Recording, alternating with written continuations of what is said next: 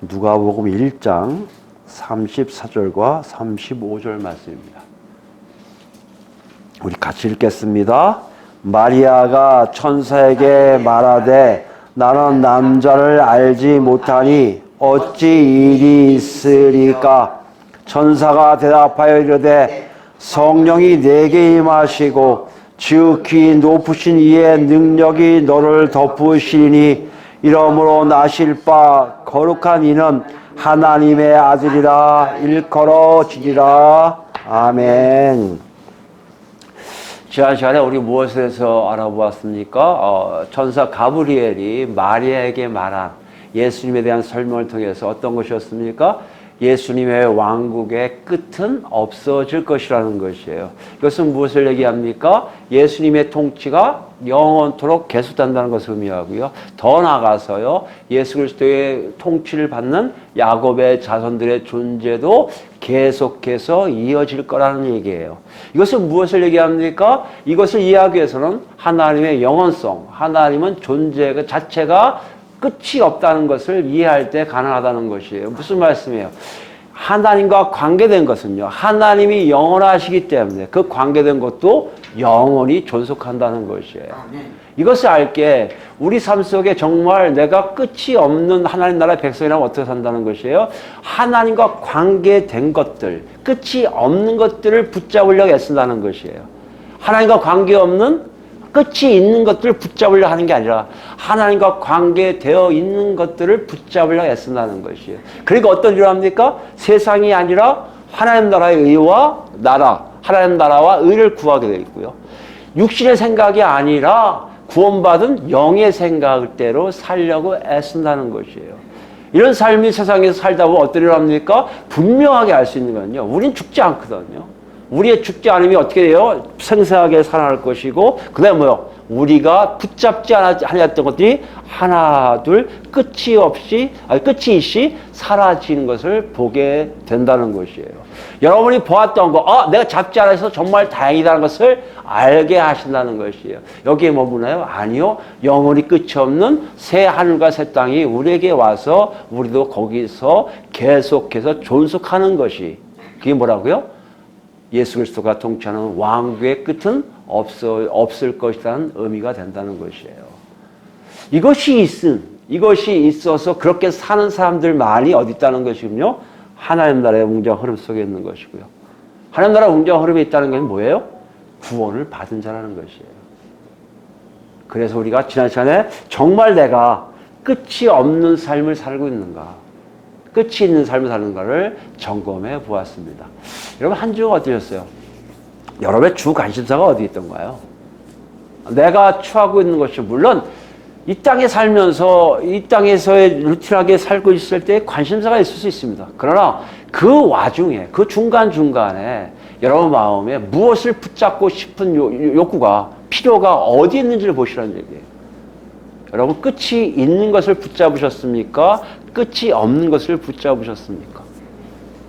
여러분과 여기 우리 모두는요, 실제로 이 땅에 태어나서 어떤 방향성을 정하고 삽니다. 어린 나이 때 몰랐지만 그 어린 나이 때부터 지금까지 나이 쭉 보면요, 어떤 일정한 방향이 있음을 알 수가 있어요. 그 방향대로 살고 있다고 생각하는데 그 방향에 내가 정말 끝이 없는 것들을 붙잡고 있느냐의 문제를 지금 성령은 놓고 하고 계신다는 것이에요. 사실 우리는 거기에 무관심하잖아요. 일주일간 여러분 쭉 보면 아시겠지만 그런 것이 24시간 중에 1분이 채 되는 것도 하나님의 은혜입니다. 어떤 경우는 거의 없이 살아요. 내가 살고 있는 이 세상이 너무 벅차기 때문에, 숨쉬기조차도 어렵기 때문에, 숨 쉬는 것조차 어려워서 숨만 하다가 하루하루 보낸 세월이 많다고 우리는 얘기할 수 있습니다. 그러나 허걱스는 이 육신의 숨이 중요한 게 아니라 이 육신은 죽어도 영원히 끝이 없는 하나님과의 삶의 생명은 우리에게 너무너무 중요한 것을 안다면 우리 방향이 정해졌어도 그것을 붙잡으려 한다는 것이에요. 이걸 좀 놓고 계세요. 우리 자신을 보셔야 돼요. 누구도 예외가 없어요. 여러분 그 안에 있다면 여러분 힘든 건 잠시예요.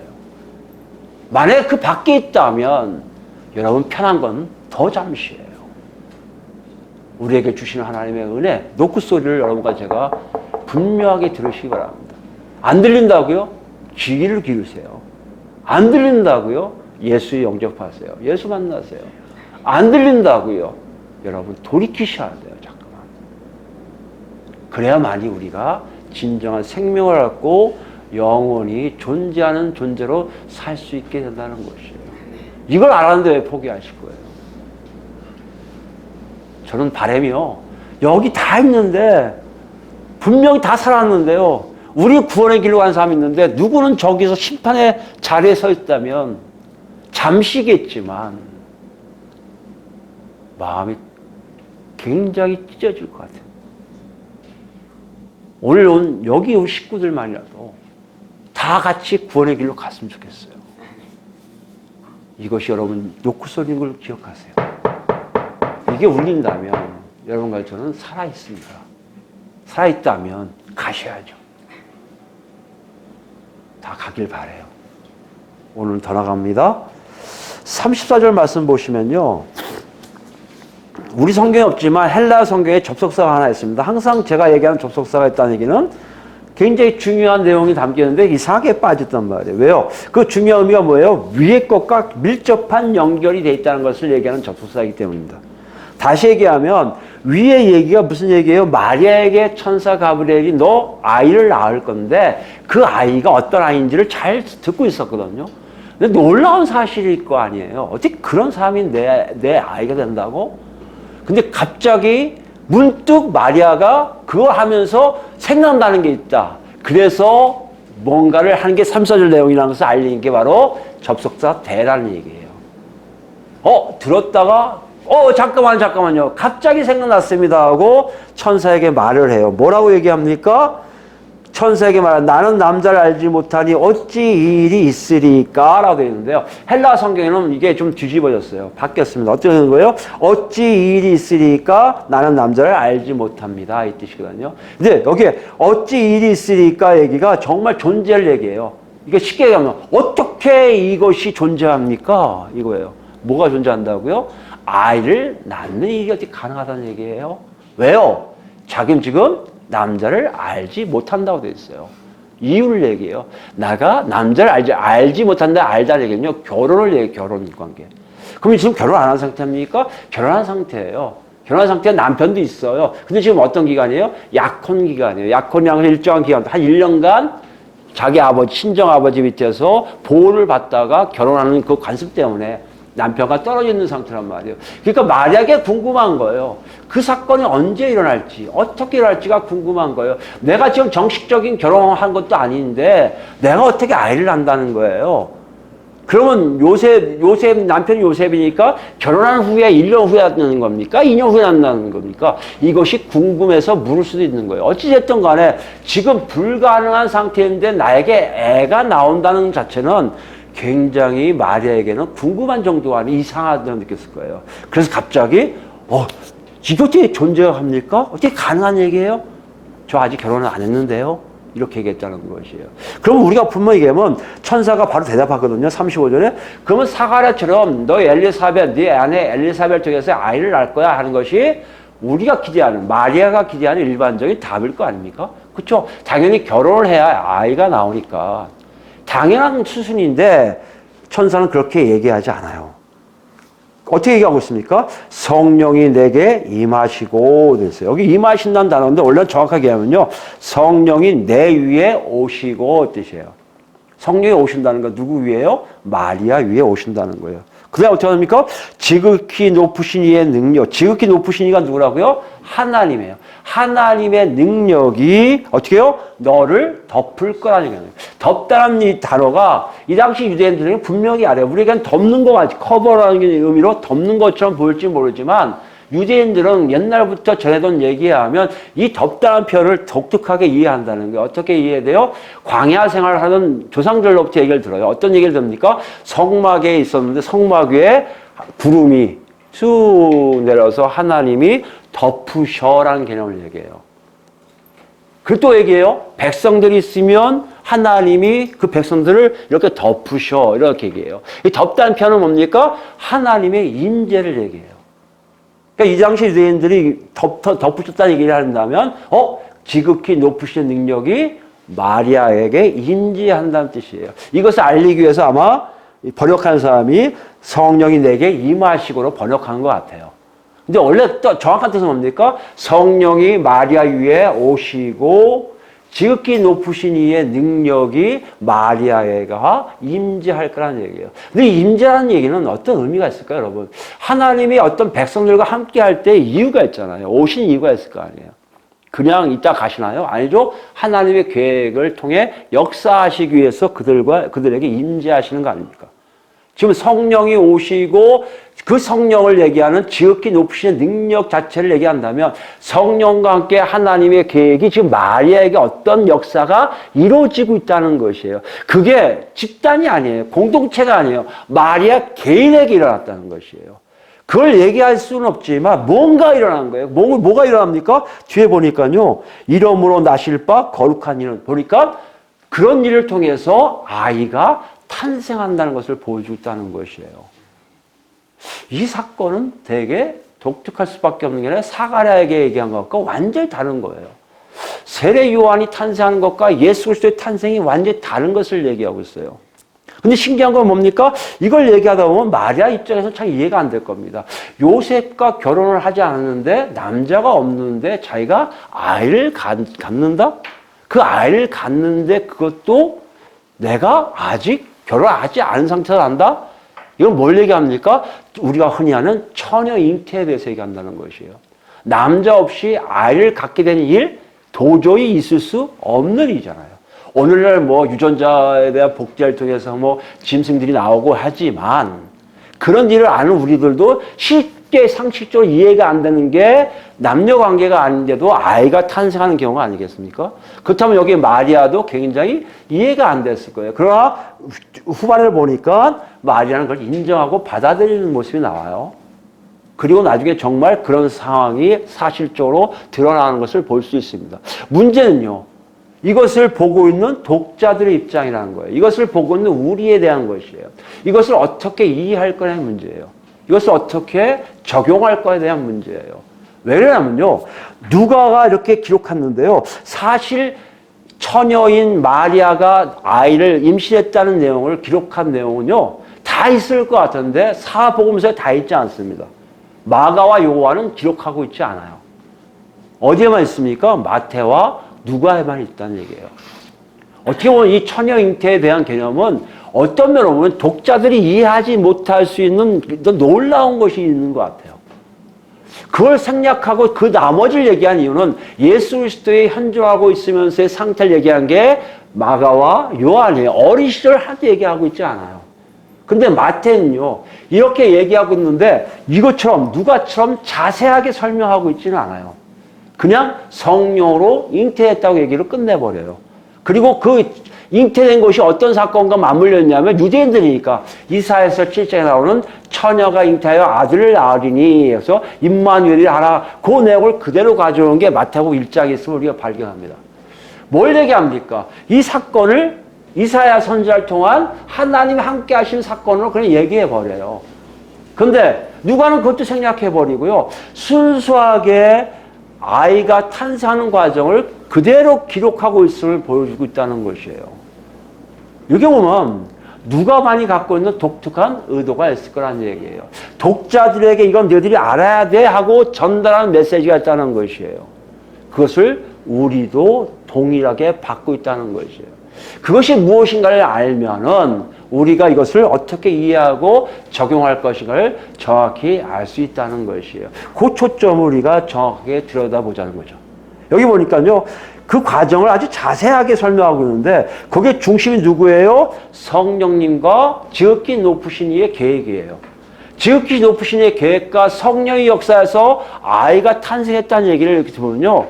유대인들은 막연하지만 정확하게 이해될 것이 있습니다. 아, 그것을 얘기하는 것 같아. 성령이 오셨어? 성령이 덮으셨어? 임재하셨어? 그렇다면 무엇인가 우리가 연상되는 일이 있다는 거예요. 우리도 연상될 수 있어요. 그게 어디 있습니까? 창세기를 가볼까요? 창세기 1장입니다. 천지 창조에 대해서 기록하고 있는 내용들이에요. 근데 성령께서 나오는 이유가 왜 그런 것 같아요? 2절 보시면요. 1장 2절입니다.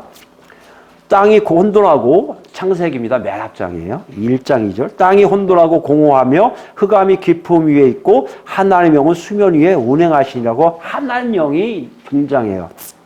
창조 전에 혼돈하고 질서가 없고 아무것도 없고 흑암만 있는 전혀 무엇인가 만들어지지 않은 상태에서 시작은 누굴 통해서 한다고요? 성령님이 수면을 운행하는 것부터 시작한다는 얘기예요. 성령의 역할은 뭡니까? 하나님의 계획 속에 무엇인가를 창조하는 일을 한다는 것이에요. 그러니까 지금 하나님 계획과 성령이 오셨다는 의미는 창조의 사역을 지금 하고 있음을 넌저시 누가는 이방인 독자들에게 전하고 있다는 것이에요. 왜 이것이 역사가 그렇게 중요한지 모르겠지만 우리 더 가봅시다. 어떤 일을 하는지 볼까요? 정말 그 사건인지. 1장 26절 가보시면 여러분 잘 아시는 하나님이 이르시되 우리의 형상을 따라 창세기입니다. 창세기 1장 26절이에요. 하나님이 이르시되 우리의 형상을 따라 우리의 모양대로 우리가 사람을 만들고 그들로 바다의 물고기와 하늘의 새와 가축과 온 땅과 땅에 기는 모든 것을 다스리게 하자 하시고 어떤 계획을 하냐면 6일 동안 모든 만물을 다 만드신 후에 그것을 다스릴 존재를 하나 만드시는데요. 그냥 만드시는 게 아니라 하나님의 형상과 모양을 따라서 만들어요. 그건 무슨 얘기합니까? 하나님을 제대로 이해할 수 있는 존재를 하나 만들어요. 형상과 모양이라는 그런 의미입니다. 하나님을 이해할 수 있게 만드는 존재예요. 그러니까 하나님을 제대로 이해하는 존재를 만드셔서 어떤 한다고요? 그 만물을 다스리게 한다는 거예요. 누구 대신에요? 하나님 대신 다스리게 하는 일이 있다는 거예요. 보니까 그게 사람이라는 거예요. 사람이 뭐예요? 아담이에요. 아담이 누굽니까? 우리가 아는 아담이에요. 아담의 창조의 목적이 뭐라고요? 하나님과 같은 존재를 만들어서 우주 만물을 다스리게 하는 대리권을 주는 일들을 하나님이 하신다는 거예요. 그런데 이 사람을 어떻게 만드는지 2장 7절, 창세기 2장 7절 가보면요. 아주 잘 나와 있어요. 어떻게 됐습니까? 창세기 2장 7절에 여호와 하나님이 땅의 흙으로 사람을 지으세요. 여기 땅의 흙이라고 되어 있으니까 뭔가 흙으로 만든 것 같은데요. 원래 사전에 있습니다. 이 땅이 이게 눈에 보이는 이 흙이 눈에 보이는 이 존재를 얘기합니다. 눈에 보이는 존재인데 먼지예요. 먼지, 티끌. 눈에서 보이는 건데 그 중에 작은 티끌이에요. 마치 이걸 통해서 사람을 만든다고 한다면 다들 비웃을 거예요. 오늘날 남자 없이 사람이 나온다? 있을 수 없다고 생각하는 사람들은요. 창세기를 읽어보면 대강 이해가 됩니다. 어떤 일을 한 거예요? 하나님이요. 땅에 티끌 가지고 사람을 창조하세요. 아담의 모습은요. 정확하게 이해하면 남자가 필요 없이 오직 하나님의 계획과 성령의 역사를 통해서 나온 놀라운 작품이라는 것이에요. 지금 이것을 그대로 가져와. 여기 보시면 알겠지만 만드시고 생기를 코에 불어넣으시니 사람이 생명했다는 건요. 살아있는 존재가 됐다는 거예요. 하나님의 역사가 어떻게 그런 사람이 나올 수 있습니까? 흙이야.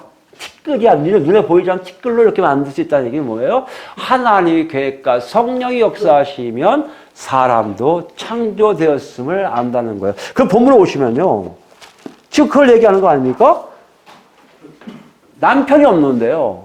그냥 마리아 여인만 있어요. 그 여인을 통해서 어떤 일을 합니까? 하나님의 비밀스러운 작업이 일어난 거예요. 뭐 어떻게 일어난지 몰라요. 여러분, 티끌이 어떻게 사람이 합니까? 몰라요. 마찬가지예요. 하나님이 마리아와 함께 하심을 통해 어떤 역사가 일어난지 모르지만 중요한 건 뭐라고요? 한 사람이 나오게 되었다는 것이에요. 이걸 보면 알겠지만 예수가 너를 통해서 낳게 될 것이다. 네가 예수를 태어나게 할 것이다. 그것을 위해서 어떻게 가능합니까? 물어볼 때요. 그건 네 힘도 아니고 남편의 힘도 아니고 사람의 계획도 아니고 사람의 능력도 아닌 오직 하나님이 주관하시고 계획하시고 뜻을 가지시고 아담을 창조하신 것처럼 예수를 내가 창조할 것을 말씀하고 계시다는 것이에요. 여러분, 이것이 가능하지 않을까요? 유대인들은 가능할 거라고 얘기를 할 거예요. 당연히 가능하죠. 창조의 하나님이니까. 여러분도 그렇게 가능합니까? 우리 이방인이니까 좀 멀 수 있어. 그러나 창조를 이해한 사람들은 이해가 될 거예요. 그렇지. 창조하실 수 있지. 근데 이 창조물에 뜻이 있다는 것이에요. 이렇게 창조된 아담이 아닌 어떠한 사람이 나온, 그게 예수라는 이름의 한 사람을 창조하셨는데요. 이 창조의 모습은 아담과 다르다는 것을 보여주고 있어요. 그게 어디 있습니까? 여기 35절 말씀 보시면 나실 바 거룩한 이는 이라 되어 있거든요. 근데 나실 바 거룩한 이가 다른 한글 성경을 보시면 알겠지만 번역이 좀 다른 걸 볼 수 있어요. 그러니까 두 가지로 나왔는데 한 군데는요 이렇게 지금 우리처럼 거룩한 이는이라고 해서 수식어로 얘기해요. 뭘요? 거룩하다는 얘기를. 거룩한 이는이라고 해서 수식어로 거룩한을 사용하고 있는 번역이 나오는가 하면 다른 한글 번역본을 보면요 그게 아니고 태어난 아이는 거룩하다는 서술적 의미가 나옵니다. 이해되시겠습니까? 거룩한 이가 아니라 태어난 이는 거룩하다라고 해서 서술적으로 나오고 있다는 거예요. 서술적으로 나온 것과 수식과의 차이는 뭡니까? 수식은요, 상태를 얘기한다면, 아이의 상태가 거룩하다는 것을 얘기한다면, 서술이 거룩하다는 게 뭐예요? 태어난 아이 자체가, 존재가 거룩하다는 뜻이에요. 이 차이가 무엇입니까? 태어날 때 하나님이 만지시면 거룩한 아이가 될 수 있어요. 그런데 이 아이는요, 예수라는 아이는요, 하나님이 만지시지 않으면 태어날 때부터 거룩한 존재라는 거예요. 누가 개입하지 않았는데도 거룩한 존재가 되는 거예요. 거룩한 게 뭡니까? 하나님만이 갖고 있는 속성이에요. 하나님과 같은 존재가 됐다는 것이에요. 요새 많은 학자들이 우리가 갖고 있는 성경보다 그래서 후자의 성경, 후자의 번역을 많이 취하는데요. 저도 그것이 옳다고 여겨집니다. 왜요? 예수 그리스도가 여기 위에 보면 알겠지만 배 안에서 거룩하게 된 성령 충만하게 된 세례 요한이 나중에 나오거든요. 그런 상황이 아니라는 거예요. 태어나면서 거룩한 게 아니라 원래 거룩한 존재가 됐다는 거예요. 원래 거룩한 존재라는 얘기예요. 거룩한 존재로서 하나님과 같은 존재로 이 땅에 나오신 분이 바로 예수라는 것을 우리에게 얘기하고 있다는 것이에요. 무엇을 얘기합니까? 하나님과 같다는 게 무슨 뭘 얘기해요, 여러분? 하나님과 같으면요, 아담과 다르다는 거예요. 아담이 어떤 거가 다를까요? 아담이 죄를 지었지만 예수는 죄가 없이 태어났음을 얘기해요. 하나님은 죄가 없으신 분이니까요. 여기까지 나가고 있어요. 누가가 지금 무엇을 보여주고 있습니까? 창조 사역을 보여주고 있어요. 창조에서 아담이 태어난 것까지 오케이. 이 사람 예수도 아담처럼 창조되었구나 했는데요. 거기에 가브리의 말을 누가는 정확하게 전하고 있단 말이에요. 어떻게 전하고 있단 말이에요? 그 사람은 하나님이시기 때문에 태어날 때부터 죄가 없다는 얘기예요. 이게 불가능한 얘기예요. 인간이 엄마 뱃속에 태어나면 다 죄가 있다고 고백해요. 다윗도요, 죄를 지은다에 뭐라고 합니까? 엄마가 죄 중에 나를 잉태하지 않았습니까? 태중에 죄가 있는 내가 태어나지 않았습니까? 내가 죄가 없이 태어날 수가 있겠습니까? 한 게 다윗의 고백이었다면, 예수님은요, 태어날 때부터 죄가 없는 분이라는 것이에요. 이게 이해가 안 될 거 아니에요. 이해가 됩니까, 여러분? 죄된 시스템 안에 태어난 모든 백성들은 다 죄가 있다고 유대인들은 선언하고 있었는데요. 그렇기 때문에 할례를 받아야 되고, 그렇기 때문에 율법을 지켜 하나님 나라 백성이 된다고 유대인들은 강조하고 있었는데요. 지금 가브리엘 천사를 통해서 마리아에게 얘기하는 것은 뭐예요? 그분은 태어날 때부터 죄가 없는 분으로 하나님이시다는 것을 얘기할 때 그것을 어떻게 받아들일 수 있냐는 것이에요. 누가는 이것을 그대로 지금 독자들에게 질문하고 있습니다. 너는 정말 예수가 죄가 없이 태어난 사람이요? 아담과 달리 아담이 죄진 후에 일반적인 사람들이 태어난 남자들에 의해서 태어난 그 수많은 남자 사람들이 다 죄가 있는 것처럼 태어나지만 죄가 있는 걸로 태어나지만 예수는 하나님이 창조하셔서 처음에 아담이 죄 없이 창조된 것처럼 완전하게 창조됐는데 아담 이상으로 하나님 자신이며 죄가 그분과 절대 상관할 수 없는 존재로 태어난 것을 네가 믿고 적용하고 있냐고 묻고 있다는 것이에요. 여러분, 우리는 어때요? 믿으십니까?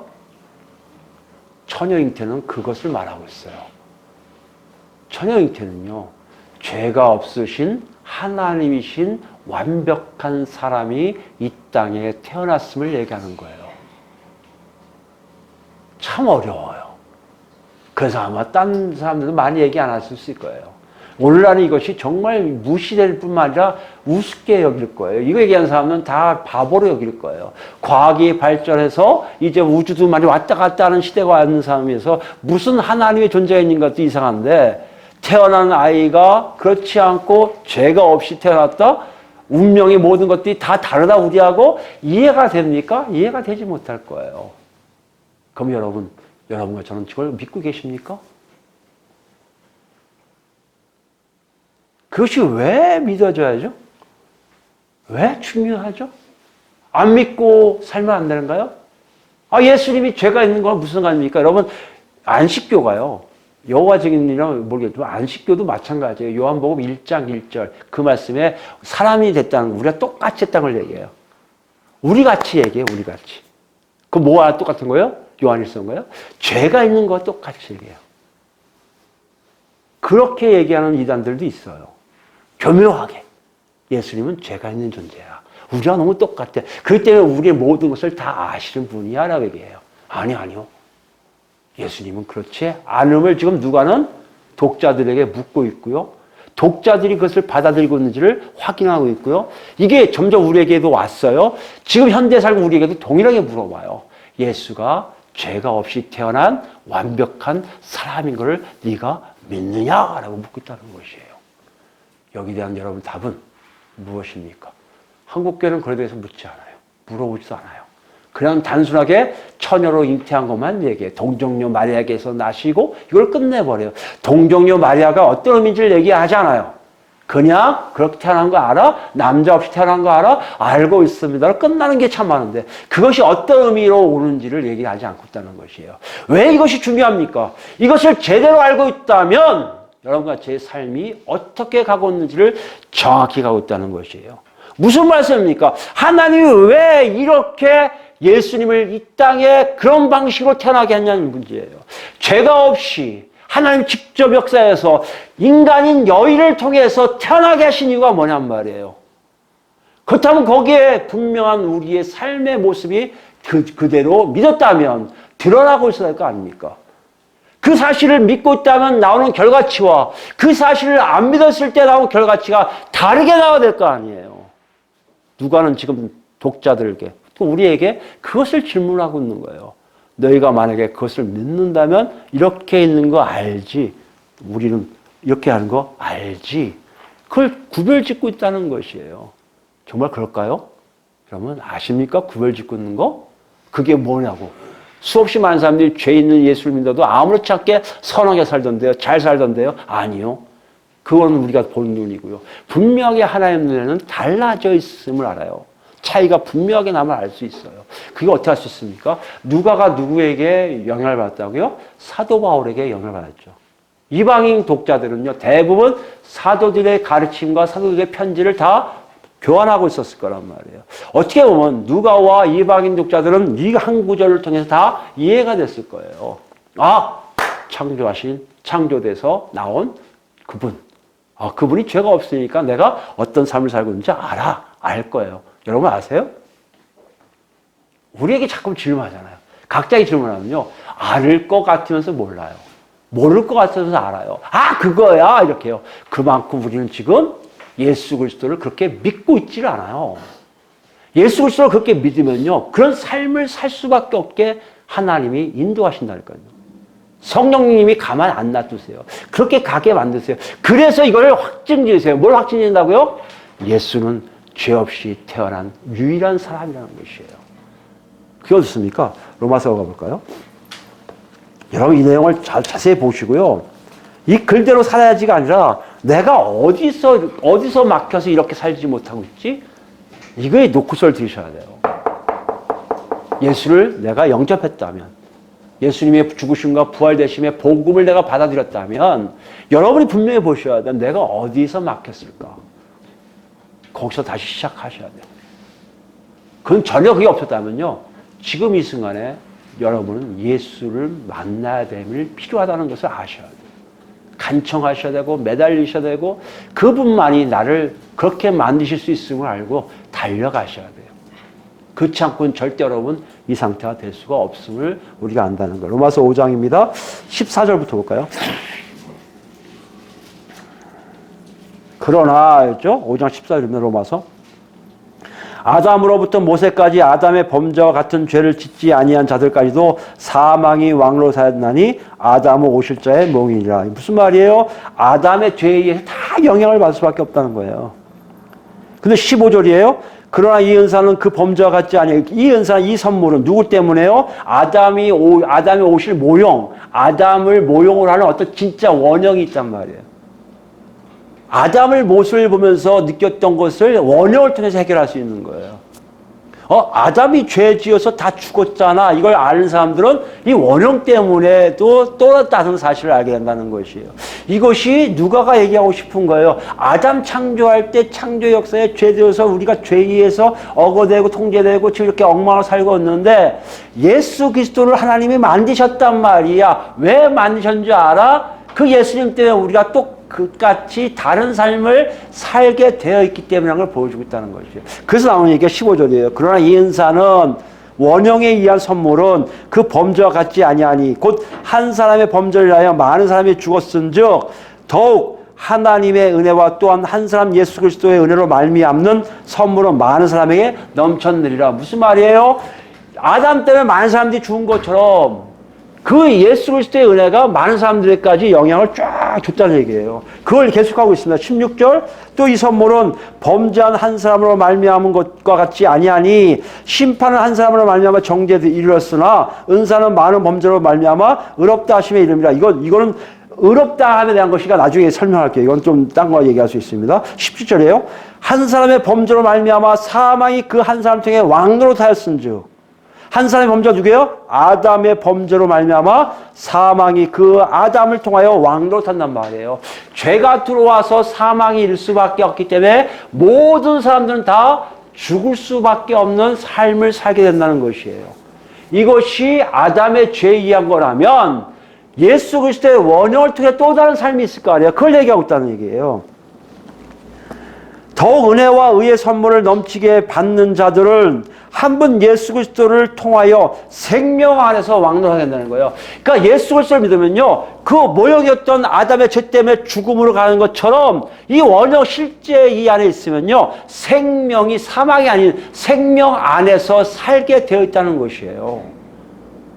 그래서 지금 누가는 정확하게 얘기하는 거예요. 창조 사역에 아담을 만드신 작업처럼 누굴요? 예수를 만드는 작업을 얘기하므로 아담이 있어서 죄가 관영하여 사망으로 가게 할 수밖에 없는 삶이 있다면 예수 그리스도는 죄가 없기 때문에 예수 안에 들어오면 생명이 있어서 영원토록 생명 안에 살 수밖에 없게 하나님이 만들어 놓으셨다는 얘기예요. 이거를 저 독자들은 알고 있을 것이고 그것을 지금 알기 위해서 그 시작점인 처녀 잉태, 즉 마리아를 통해서 성령께서 역사하셔서 예수님이 탄생한 내용을 자세하게 기록하고 있다는 것이에요. 더 나가 볼까요? 18절입니다. 그런즉 한 범죄로 많은 사람이 정죄에 이른 것 같이 한 의로운 행위로 말미암아 많은 사람이 의롭다 하심을 받아 생명에 이르느니라. 이것의 결과치가 뭐예요? 정말 그것을 보여주기 위해서 예수님이 어디 가세요? 십자가에 못 박히시고, 십자가는 뭐라고요? 심판이에요. 죄가 없는 분인데 십자가 못 박힌 이유는 뭐라고요? 모든 죄 지은 자를 다 심판으로 다 끌고 가는 거예요. 죄가 없는 사람이 죽었는데 죄 있는 사람은 당연히 죽을 수밖에 없죠. 다 죽음을 선포하는 거예요. 다 죽음을 선포하다가 이분이 다시 부활되세요. 부활되는 게 어떤 일합니까? 죽은 자들에게서 부활되신 첫 열매가 되심으로 이 죽은 자들에게서 예수 그리스도를 따라오는 사람들은 다 살아나게 된다는, 그게 뭐라요? 의롭다 칭함을 받는다는 거예요. 하나님 보시기에 의로운 사람은 절대 죽지 않아요. 그게 뭐예요? 하나님의 생명이 있음을 선언하는 거란 말이에요. 여러분, 그래서 예수님의 희생, 예수님의 죽으심과 부활되심이 곧 예수 그리스도의 생명을 모든 사람에게 주기 위한 복음인 것을 지금 보여주고 있어요. 여러분, 우리가 생각할 때요, 그것을 받아들이면 뭐가 달라진다고 자꾸 물어볼 수 있어요. 근데 중요한 게 뭔지 아십니까? 그걸 진정 받아들여서 하나님 보시기에 저놈이 믿었네 하면요, 우리가 생명이 뭔지를 체험한다는 것이에요. 이게 거듭남이에요. 아, 내가 복음 받아들였는데요, 죽으신가 부활되시면 내 안에 역사하고 있는데요, 하나님 보시기에 그렇지가 않아요.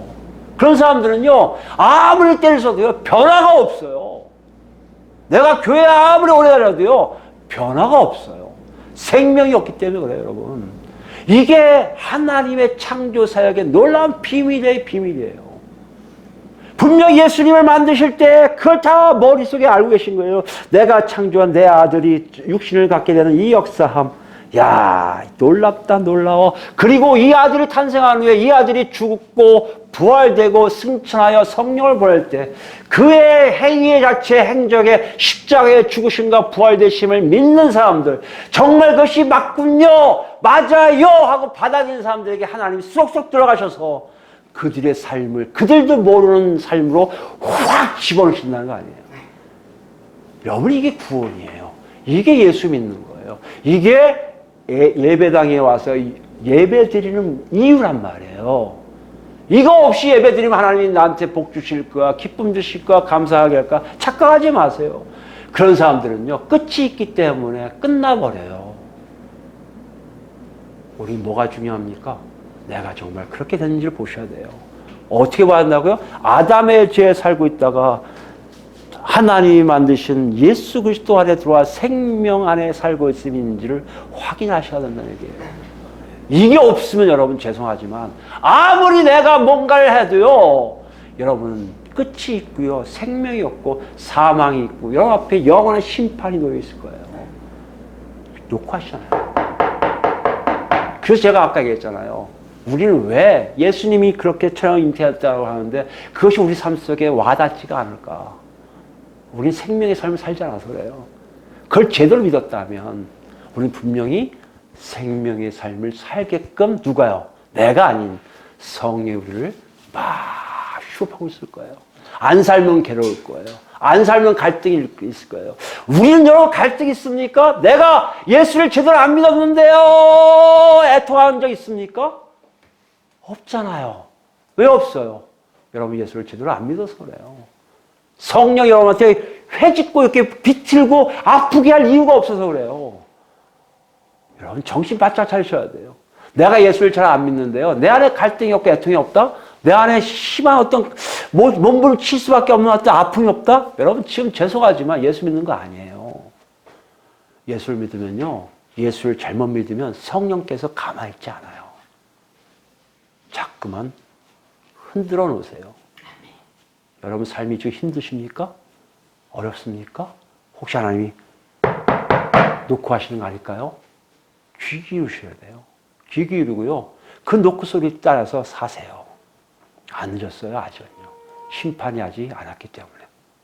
그런데 그것저것 없다고요? 노크 소리도 없다고요? 여러분 예수 영접하세요. 그 길밖에 없어요. 더 보겠습니다. 19절이에요.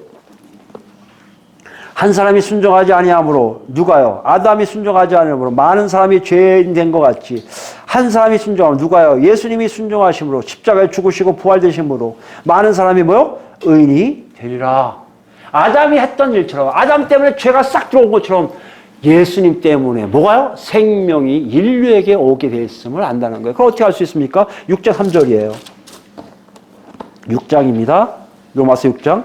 무릇 예수 그리스도와 그리스도 예수와 합하여 세례를 받은 우리는 그의 죽으심과 합하여 세례를 받은 줄 알지 못하느냐. 여러분 정말 이게 세례가 중요합니다. 세례가 뭔지 아십니까? 내가 죽었다가 살아남을 체험하는 거예요. 누구처럼요? 예수님이 십자가에 죽으셨다가 부활하신 것처럼 나도 그 십자가 안에서 예수님이 다 심판하신 거에 다 나도 죽었습니다, 죄 때문에 죽었습니다를 알게 되고요, 예수님이 부활하실 때 나도 살았습니다 알게 되는 일이에요. 어떻게 한다고요? 내 안에 다른 게 생겨요. 그게 뭐야? 4절입니다. 그러므로 우리가 그의 죽으심과 합하여 세례를 받으면 그와 함께 장사되니 이는 아버지의 영광으로 말미암아 그리스도를 죽은 자 가운데서 살리신 같이 우리로 또한 새 생명 가운데 행하게 하려 함이라. 새 생명이 있으면 안다는 얘기예요. 눈이 바뀌고 귀가 바뀌고 가치관이 바뀌고요. 어떻게 이런 일들이 일어나지요? 모든 게 달라집니다. 여러분 그걸 경험하신 분이 있을 거예요. 체험하신 분이 있을 거예요. 그걸 우리 뭐라 그래요? 거듭남의 체험이라고 합니다. 그 거듭남의 체험이 있습니까? 없다면 지금 여러분 노크 소리가 들리시지 않을 거예요. 분명히 그때가 있을 거예요. 모태신앙인 분들은 어렸을 때부터 신앙인 분들은 힘들 수 있지만 가만히 생각해 보세요. 분명히 예수님의 노크 소리에 내가 어느 순간에 완벽하게 이 땅 것이 아닌 하나님 나라 백성을 살겠다고 여러분 스스로가 돌이킬 때가 있을 거예요.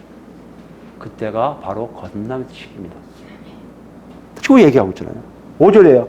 만일 우리가 그의 죽으신과 같은 모양으로 연합한 자가 되었으면 또한 그의 부활과 같은 모양으로 연합한 계속 얘기해요. 죽으신과 부활하시면 이게 복음의 역사예요.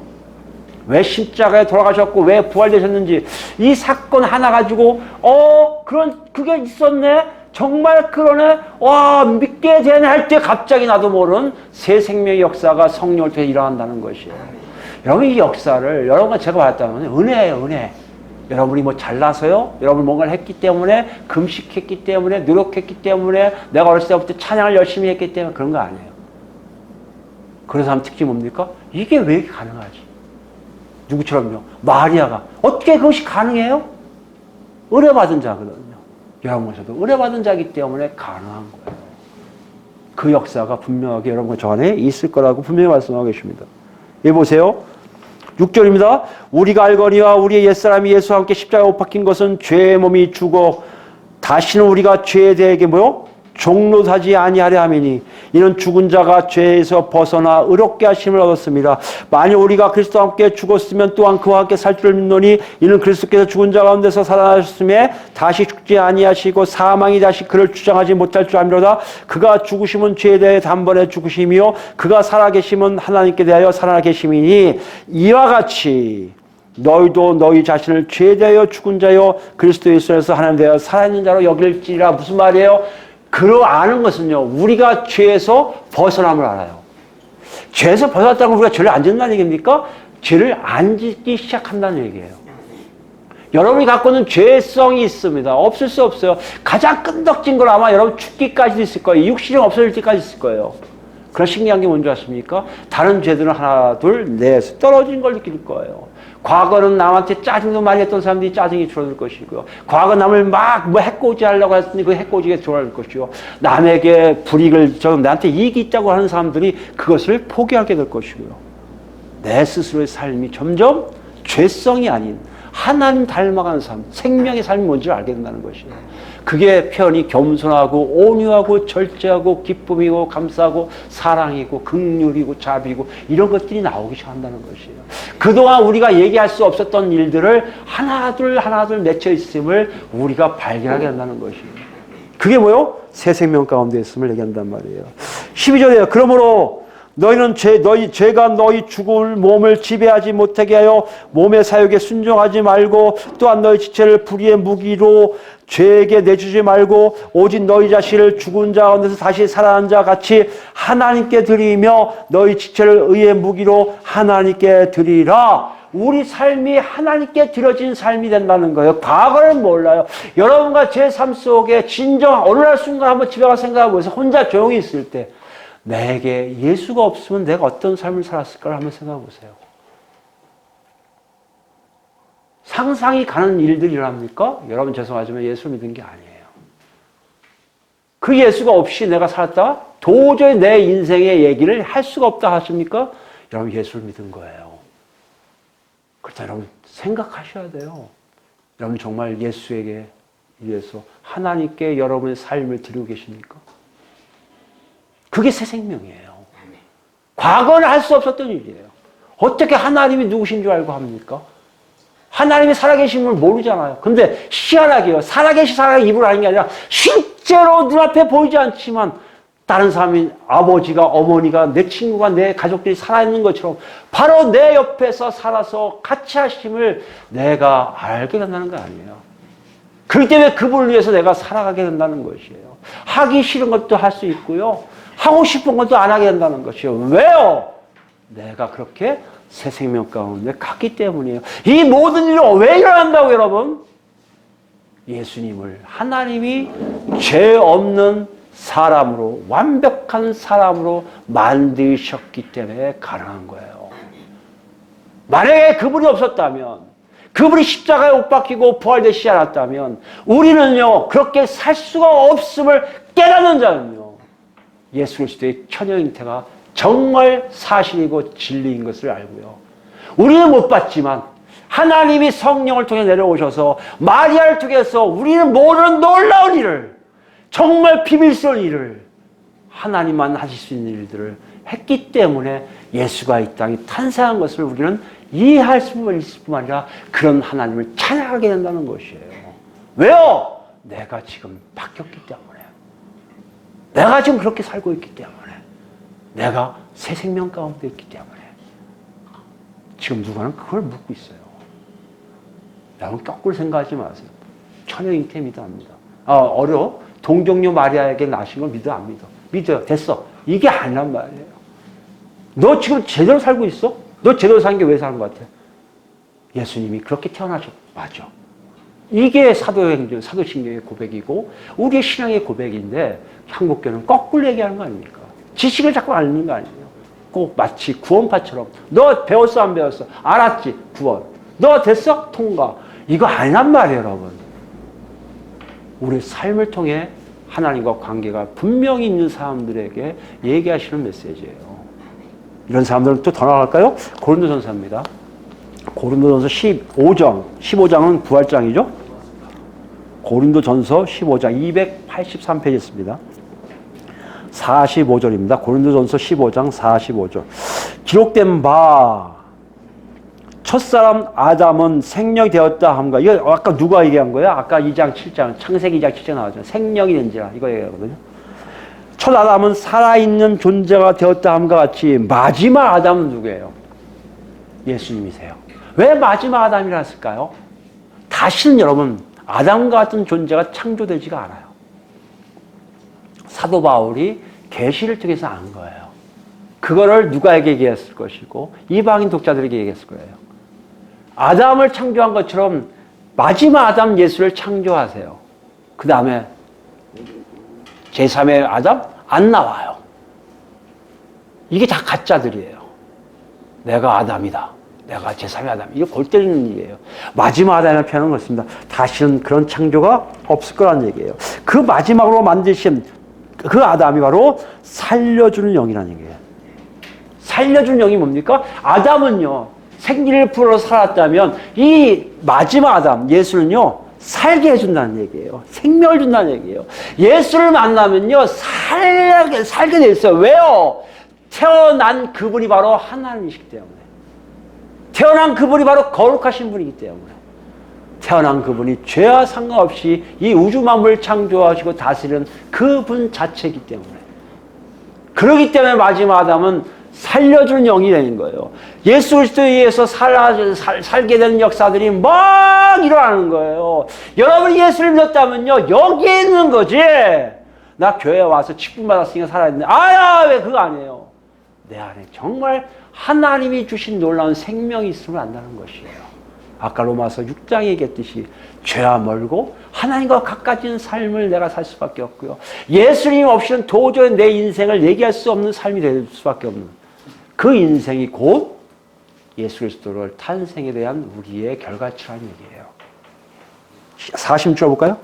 그러나 먼저는 신령한 사람이 아니요 육의 사람이요 그 다음에 신령한 사람이요. 이거 뭐예요? 먼저 누구예요? 육의 사람 누구예요? 아담이에요.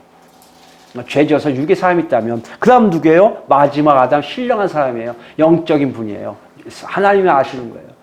왜 이렇게 쓸까요? 여러분 잘 아셔야 돼요. 우린 육신의 사람이 아니에요. 더 이상. 우리는 아담이 준 죄에 의한 육신의 사람이 아니에요. 제발 끝이 있는 육신 갖고 살지 말라고 지난 시간에 말씀드렸지만 정말 여러분 육신 갖고 모든 것을 해결하려면 여러분은 지금 아담의 핏줄이지 예수 그리스도의 마지막 아담의 모습은 아니라는 얘기예요. 여러분을 믿고 있는 것이 아니라는 얘기예요. 분명하게 얘기하고 있잖아요. 근데 우리는 너무나 쉽게 육신을 도모하기 위해 살잖아요. 많은 메시지를 교회에서 그걸 가르치잖아요. 건강해질 거야, 잘 될 거야, 집안이 잘 될 거야, 좋은 학교 갈 거야, 너희가 뭐 하는 족족 하나님 다 번창하게 할 거야. 이게 다 육신의 생각 아닙니까? 이 땅에 번창하고 잘 되면 뭘 하실 거예요? 그 다 한 가지예요. 하나님이 다 사용하세요. 다 사용하세요. 보세요. 하나님의 안에서 영적인 사람이 돈을 갖게 되잖아요. 다 사용하세요. 근데 하나도 기분 안 나빠요. 다 사용하게 자꾸만 드려요. 이게 영적인 사람이에요. 근데 우리가 그렇습니까? 아니요. 죄송하지만 난 그런 사람 못 봤어요. 자기의 복을 위해 또 투자하는 개념으로 돈을 줘요. 돈을 투자하는 거예요. 왜? 더 큰 복이 올 거라고 착각하기 때문에. 아니요. 하나님이 세운 정말 영적이고 하나님의 불을 갖게 한 사람들은요. 그 불을 가지고 쓰기 바빠요. 이 땅에는요. 쓸 돈이 없는 사람이 많지요. 쓸 돈이 넉넉한 사람이 별로 없어요. 이 불균형을 하나님 어떻게 하실 거예요? 있는 사람 중에 없는 사람을 다 주게 되어 있어요. 묻지 마, 따지지 마, 주라면 줘, 왜 까불어? 다 주게 되어 있어요. 여러분, 거짓말 같죠? 아니요. 보세요. 분명해 줍니다. 그 시작이 사도행전에 나온 우리가 아는 뭐죠? 유무상통행. 없는 자, 있는 자가 서로 통할 수밖에 없는 삶으로 성령이 역사한 교회의 최초의 모습이 바로 그거예요. 제가 왜 자꾸 이런 말씀을 드리냐면요. 우리의 가진 모든 기준이 뭔가 이 땅에서 이루고자 한다면 다 포기하세요. 다 포기하세요. 차라리 하나님 안에서 굶어 죽으세요. 그게 어떻게 보면 우리가 살 길이에요. 지금 그걸 얘기하고 있잖아요. 육신의 사람은 이미 아담의 모습이란 말이에요. 예수 그리스도 안에서 영적인 사람으로 단단 말이에요. 보세요. 47절입니다. 첫 사람은 땅에서 났으니 흙에 속한 자이거니와 둘째 사람은 하늘에서. 여기 보니까 첫 사람과 둘째 사람이에요. 왜 또 첫 사람과 둘째 사람일까요? 왜 첫 아담 마지막 아담 해놓고 갑자기 사람을 바뀌죠? 시작점이에요. 첫 사람을 통해서 사람이 배웠다면요. 이제 우리는 둘째 사람에 속한 사람들의 시작점이에요. 예수님처럼 살아야 돼요. 예수님과 같은 존재가 된 게 마지막 아담이라면 둘째 사람으로서는요. 예수님처럼 살라고 둘째예요. 셋째 하나님 사람 없어요. 셋째 사람 거짓말이에요. 셋째 사람은 없어요. 둘째 사람이 예수 그리스도처럼 살아가기 시작해야 돼요. 그게 뭐라고요? 하늘에 속한 자예요. 하늘에 난 자예요. 그러니까 어떤 의미입니까? 48절 보세요. 흙에 속한 자들은 저 흙에 속한 자와 같고 물은 하늘에 속한 자들은 저 하늘에 속한 이와 같으니 우리는 하늘에 속한 이처럼 살아야 돼요. 지금 얘기하는 게 그거 아니에요. 예수님이 오신 이유가 그거 아니에요. 하나님이시며 하나님의 아들이시다. 그리고 조상 다윗의 왕위를 물려받으신 분이다. 야곱의 자손들이다. 그 나라로 왕사가 돼. 다 얘기가 여기 해당되는 거 아니에요. 하늘에 속한 자들이에요. 너무나 다른 삶이에요. 우리는 이 땅의 삶이 아니에요. 그런 사람들만이 정말 예수님이 처녀에게 잉태해서 정말 죄 없이 태어남을 완전히 진리로 받아들인 사람이라는 얘기예요. 그래야 바뀔 수 있죠. 그걸 알아야 바뀌는 거 아니에요. 우리가 뜬뜰하게 좀 이상하게 믿으니까 우리 변화가 별로 없는 거예요. 어떻게 믿어야 됩니까?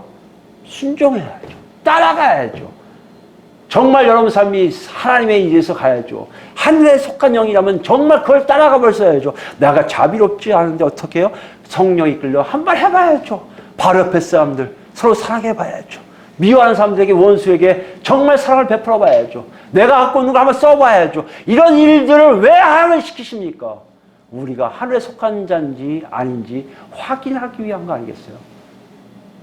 여러분 그러다 보면 여러분이 삶이 바뀔 거예요. 달라질 거예요. 48절입니다. 우리가 흙에 속한 자의 형상을 입은 것 같이 또한 하늘에 속한 이의 형상을 입으리라. 우리가 육신을 갖고 태어난 것처럼 우리는 어떻게 해요? 하늘에 속한 형상을 입기 위해서 부활체를 입게 된다는 것이에요. 처녀 잉태를 제대로 믿는 사람만이 누릴 수 있는 복이 뭐라고요? 부활체를 입게 되었다는 것이에요. 오늘 말씀은 이걸 얘기해요. 너무나 간단하게 얘기해요. 너 이거 믿니? 누가는 기다려요. 독자들이 얘기하는 걸 기다려요. 지금 믿어요. 믿으면 정말 너 자신을 봐. 새 생명 가운데 있어? 너 예수님 때문에 변화된 거 알아? 너 예수님 때문에 하늘의 형상을 덧입으려고 지금 준비하고 있는 거 알아? 너 하늘에 속한 거 알아? 아는데요? 너 제대로 믿었어. 너 예수 믿는 자고 하나님 나라의 백성이고 너 지금 하나님 나라의 웅장한 흐름 속에 속해 있는 구원받은 자야. 지금 이러고 얘기했다는 거예요. 이 비밀을요, 여러분 다 안다고요? 아니요. 그걸 맛본 사람만 알아요. 체험한 사람만 알아요. 와, 새 생명이 뭔지 알겠다. 와, 정말 하나님의 형상이 갖고 하늘에 속한 자의 삶이 뭔지 알겠다. 그런 사람들만 아는 비밀이 뭔지 아세요? 정말 성령님이 마리아라는 여인을 통해 하나님의 놀라운 초자연적 역사로 마지막 아담 예수 그리스도를 만드신 것을 정확하게 믿게 된다는 것이에요. 여러분 믿습니까? 여러분 어딘지 보세요. 놓고 하고 계세요. 정신 차리라고 하세요. 예배 왜 옵니까? 예배당에 왜 옵니까? 왜 우리가 찬양드리고 왜 기도하고 왜 긴 시간 이런 설교를 듣습니까? 여러분 지금 뭘 하라는 거예요? 내가 정말 거기 있는지 확인하라는 거예요. 마지막 히브리서를 볼까요? 히브리서 2장 보시면 이거에 대해서 설명을 잘하고 있어요. 히브리인들에게 이걸 가르쳐요. 이방인들에게 가르쳤다면, 사도 바울 이방인들에게 가르쳤다면 히브리서 기자는 히브리인들에게 그것을 정확하게 보여줘요. 이래서 오셨고 이래서 할 수밖에 없고 이래서 어떤 존재라는 걸 보여준다는 거예요.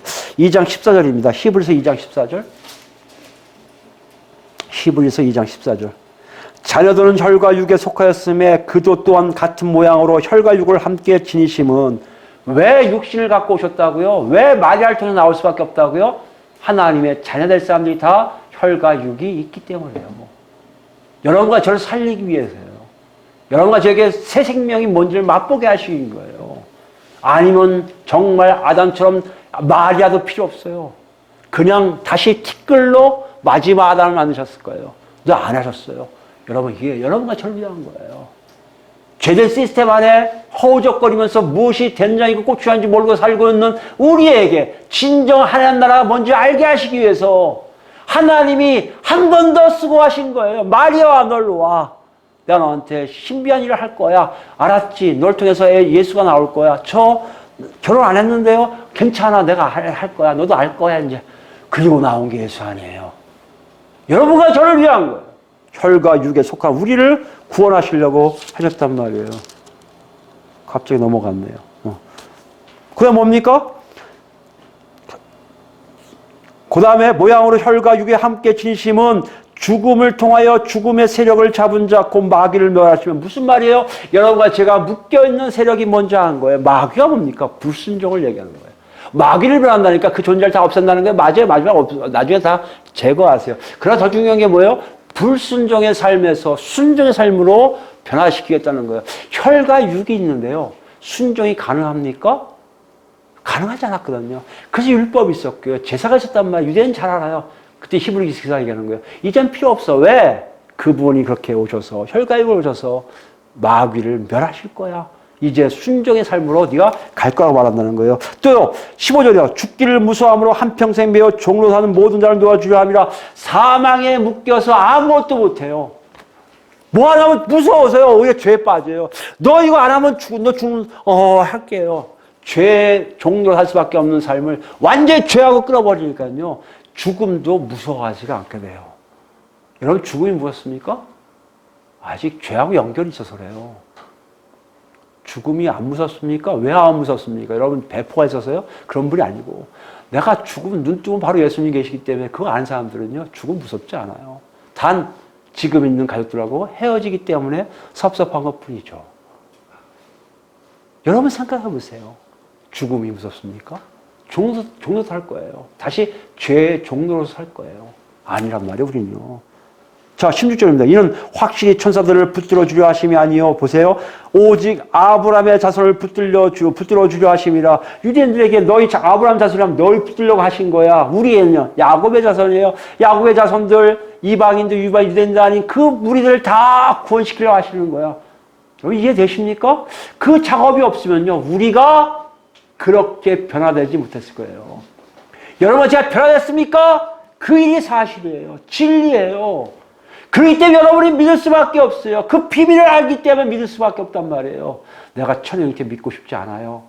아니요. 여러분 지금 예수 믿은 게 아니에요. 여러분 삶이 바뀐 게 아니에요. 여러분 거짓된 삶을 살고 있는 거예요. 겉으로는 예수 믿는 것처럼 하지만 속에는 예수가 없는 거예요. 그 예수가 우리한테 왔다면 그 새로운 창조 역사가 우리를 완전히 생명으로 가게 할 거라는 거예요. 17절입니다. 그러므로 그가 범세 형제들과 같이 되심이 마땅하도다. 이는 하나님의 일에 자비하고 신실한 대제사장이 되어 백성의 죄를 속량하려 하심이라. 그가 시험을 받아 고난을 당하였은즉 시험 받은 자들 능히 도우실 수 있느니라. 그래서 우리의 모든 것을 아시고 도와주세요. 아프신 거, 여러분 아프신 거 예수님 다 아세요. 근데 왜 안 고쳐주세요? 그거 고치면 여러분이 잘못된 길로 갈까 봐 안 고치시는 거예요. 여러분이 그것 때문에 믿음이 좋아질 거면요, 벌써 고쳐주셨어요. 여러분이 그것 때문에 여러분 삶이 정말 하나님께 구원받는 삶을 가면요, 벌써 다 해결해 주셨을 거예요. 왜 해결 안 해주세요? 아세요. 우리는 아세요. 쟤는 이렇게 해결해 주면 분명히 딴 데 갈 거야. 그래서 안 해주시는 거예요. 여러분, 살려는 하나님의 은혜 역사예요. 이것이 우리에게 분명히 있다는 것이에요. 마지막으로 4장을 볼까요? 4장이 이렇게 결론 내려요. 14절입니다. 히브리서 4장 14절이에요. 그러므로 우리에게 큰 대제사장이 계시니 승천하시니 곧 하나님의 아들 예수시라. 우리가 믿는 도리를 굳게 잡을지어다. 우리에겐 뭐가 있어요? 큰 대제사장이 있어요. 우리를 도와주신 분이 어디 계시군요? 승천하셔서 하나님 우편에 계세요. 다 도와줄 수밖에 없어요. 15절이에요. 우리에게 있는 대제사장은 우리의 연약함을 동정하지 못하실 게 아니에요. 우리의 연약함을 다 아시는 분이세요. 근데 뭐요? 모든 애 우리가 똑같이 시험을 받으시되 뭐요? 죄는 없다고 선언해요. 히브리인들에게 선언하는 거예요. 야, 유대인들아, 예수님 죄 없어. 믿으라고요? 믿는 자들은 구원이 있고 새 생명 가운데 가지만 이거 보고 무슨 죄가 없어. 가짜네. 돌이키잖아요.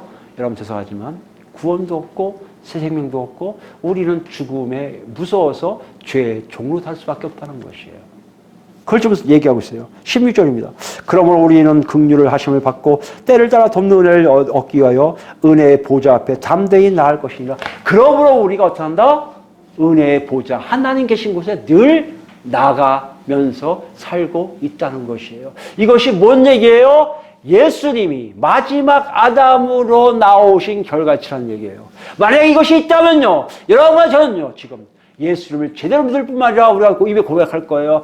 마리아를 통해서 남자 없이, 남자의 계획 없이, 아니 사람들의 계획이나 목적 없이 오직 하나님의 계획과 뜻을 이루게 성령 홀로 여인인 마리아를 통해서 예수 그리스도를 탄생하게 역사를 저는 완전히 믿을 뿐만 아니라 그것 때문에 내가 이렇게 바뀐 것을 여러분 앞에 보여줍니다 하고 얘기한다는 것이에요. 여러분 어디 계십니까? 그러고 계십니까? 하나님을 찬양하세요. 아직 멀었어요? 자꾸 도망가는 것 같고 무슨 말인지 이해 못하시겠어요? 오늘 이 시간에 예수 만나셔야 됩니다. 예수를 어떻게 만나야 돼요, 여러분? 여러분 것 좀 놓으세요. 스탑하세요. 그리고 예수님이 계신 것을 향해서 어딘지 모르잖아요. 여러분 생각이 어디 계실 것 같아요? 그 방향을 향해서 부르짖으세요. 살려달라고, 만나게 해달라고. 그러면 하나님이 분명하게 여러분 마음의 중심의 변화됨을 알 거예요. 그 변화됨을 쏙 들어와서 여러분 바뀌신다면 여러분이 지금 제가 설교하고 성경에 뭘 얘기하고 있는지가 하나둘 들어올 뿐만 아니라 자기 삶 자체가 하나님께 함께 하심에 대해 감사드리고 하나님을 찬양하고 하나님께 영광 드리게 된다는 것이에요. 이 놀라운 역사를 지금 하기 위해서 예수님이 마리아 뱃속에 지금 창조되었습니다. 이 놀라운 복음에 여러분과 저는 뭐라고 얘기하실 거예요? 하나님 감사합니다. 찬양합니다. 이런 모두가 되기를, 우리 모두가 되기를 예수 그리스도로 축원드립니다. 아멘. 기도하시겠습니다. 하나님 아버지 감사합니다. 오늘 주신 말씀에 예수님이 성령을 통해서 마지막 아담으로 창조되었다고 말씀하십니다. 그분은 하나님이시고 죄가 없는 완전한 사람이라고 주님 말씀하고 계십니다. 이것을 믿는 자들에겐 하나님의 놀라운 역사가 있을 것이라고 말씀하고 계십니다. 이 놀라운 진리의 역사, 우리를 구원하시고 우리에게 새 생명 주시고 우리가 다른 삶을 살게 하게 하시려고 정말 2000년 전에 예수님을 이 땅에 태어나게 하신 하나님, 그 역사함이 역사적 사실로 남아있는데도 우리의 삶 속에는 그 모든 것들이 상상이요 마음속에 꿈으로만 남아있을 때가 많이 있습니다. 실제하신다 하면서도 정말 그 실제하심에 우리 삶을 돌이켜보지 않을 수 있습니다. 하나님이 우리를 만져주신다고 그렇게 얘기하면서 그 만져주시면 사모하면서 하나님 백성다움이 무엇인지를 알 생각도 안 하고 있습니다. 하나님 모자람, 이 악함, 정말 하나님 앞에 설 수 없을 정도의 부족하고 부족한 존재들, 이 시간에 주님 말씀 속에 우리를 다시 한번 하나님 노크 소리에 다시 한번 우리를 살펴봅니다. 우리를 구원하여 주시옵소서. 그러기 위해서 예수님을 만드신 하나님, 그러기 위해서 이 땅에 보내신 하나님, 그러기 위해 십자가에 못 박히시고 부활되게 하신 하나님, 우리를 구원시켜줘서 우리가 진정 어떤 사람이고 어떻게 살아야 되는 줄 알게 하셔서 하나님만 찬양하게 하시옵시고 하나님 백성답게 살게 하시고 우리를 통해서 못 보는 사람들, 실제 하시다는 걸 믿지 않는 사람들에게 하나님 아버지는 살아계시고 실제로 역사하고 계신 것을 알게 하셔서 그들도 예수를 통해 하나님 아버지를 다 만날 수 있도록 주여 역사한다야 주시옵소서. 우리의 무지막함이 사라지고 하나님 앞에서 장성한 분량으로 성장하는 사람 되어 하나님의 귀한 일꾼들 다 되게 해서 하나님께만 영광 드리고 하나님만 바라고 하나님이 약속하신 그 순간에 새 하늘과 새 땅에 들어가서 영원토록 하나님과 함께 하시겠다고 다짐하고 소망하는 우리 모두가 돼서 하나님께만 영광 드리는 우리 모두가 돼서 하나님을 찬양하며 살 수 있도록 주여 인도하여 주시옵소서. 이제는 우리 주 예수 그리스도의 은혜와 아버지의 극진하신 사랑과 성령님의 감동과 역사와 교통하심이 이 자리에 와서 하나님께 예배드리고 그렇습니다. 우리가 변화된 것은 하나님의 계획 속에서 예수 그리스도를 통한 하나님의 놀라운 역사의 비밀이 있음을 알기에 그것 때문에 됐습니다. 이제는 정말 하나님 나라 백성이 되겠습니다 하고 다짐하는 성도들 머리 위에 지금부터 영원토록 함께 하시기를 간절히 축원하옵나이다. 아버지 감사합니다. 홀로 영광 받으사 아멘. 아버지 감사합니다.